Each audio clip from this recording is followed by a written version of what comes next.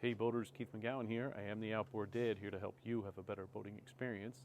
Today, this is going to be a featured video for ANCEL MR500 tool. First thing we're going to do is do the mechanical side, and then we'll go ahead and get the diagnostic tool hooked up. So we already hooked it up once. We know it's only 350 hours on this motor, which is pretty amazing. It's sat more than it's ran. And I figured while we're letting that flush, that quick clean, sit inside the fuel system to let it scrub up a little bit, we're going to flush it a couple times. While we're doing that, let's pull these spark plugs out and let's scope these cylinders and see what it looks like.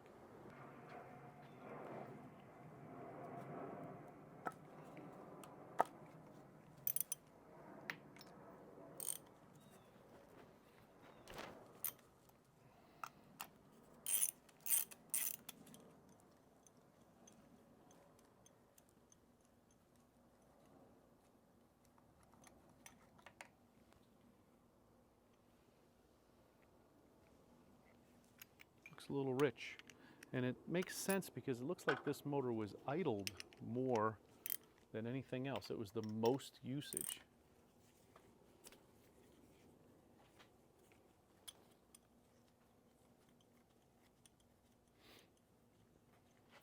I do remember talking with a mechanic saying it's not good to idle these motors very much, these four-strokes.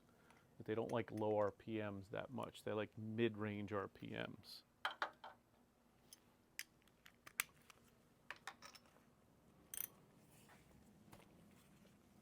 I won't be doing a compression check yet. We'll do that after we get the fuel system hooked back up again, because when I turn the key on, it's going to crank fuel pressure. And I may do that. I may turn the key on just briefly, just to get that fuel pump cranking, even though we're flushing the clean through it, just to really crank it through there.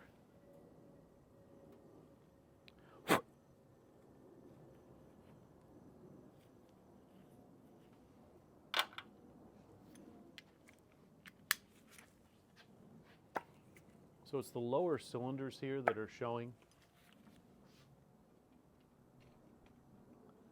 So it's the lower two cylinders here that are showing the low compression.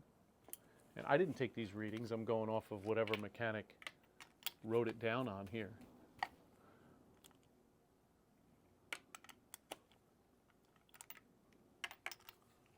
So we'll definitely double check and see what we actually get out of it.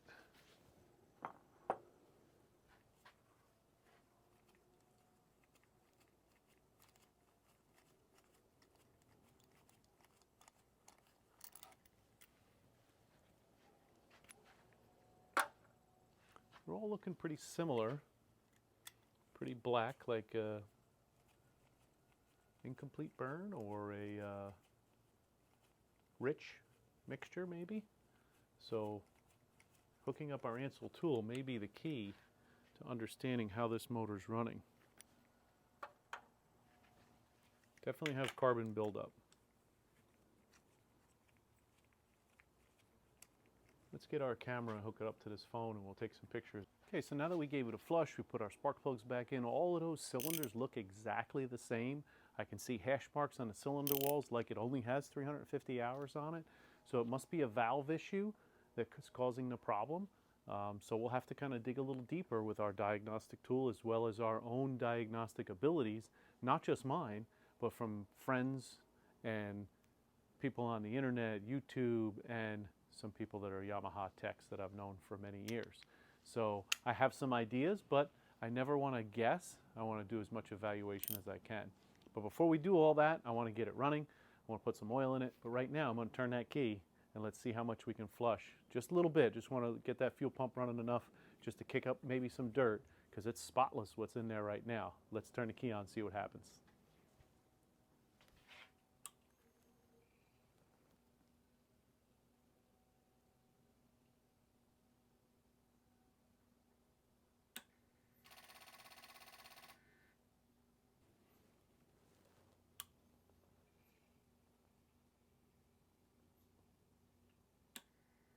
So do it a couple times.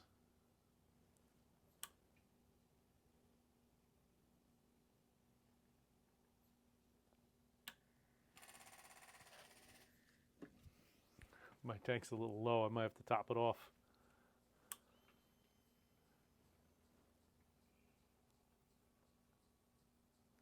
All right, I'm going to disconnect the battery now, and because we got some good amount in there and I don't want that thing to overflow on me. Now what I'm going to do is, it looks really clean in there, but I'm going to put it in a glass jar and then we'll know a little better. And then I'm going to put some fresh fuel in my tank because I'm a little low in my little tank and I'm sucking air now.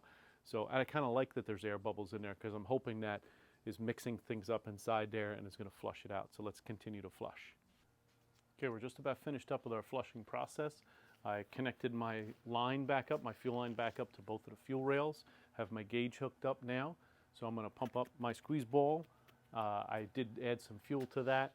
I took what was in here, put it in a glass jar, looked at it, there's nothing in it at all, very clean. So I put that back in so we can do another flush, get a little more pressure underneath it, and see what kind of pressure we have. And then this has nice little relief valves so I can release it into there, and we'll flush those fuel rails out too.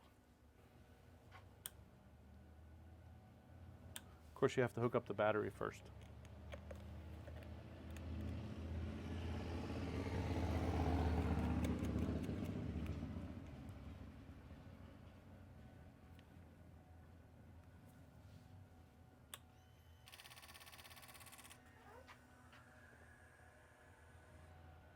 So it went up 40, went up to 50 pounds.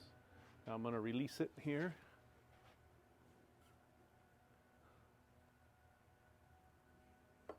Just flushing this line.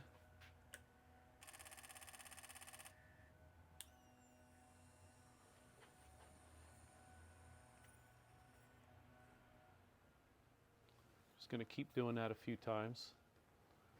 Still coming out clean.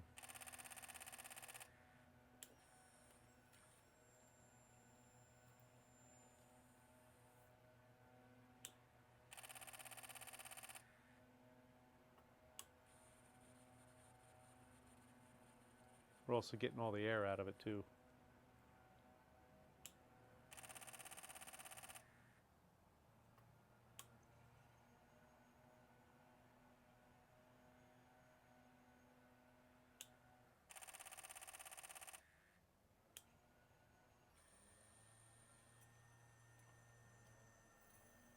Yeah, that's a good flush.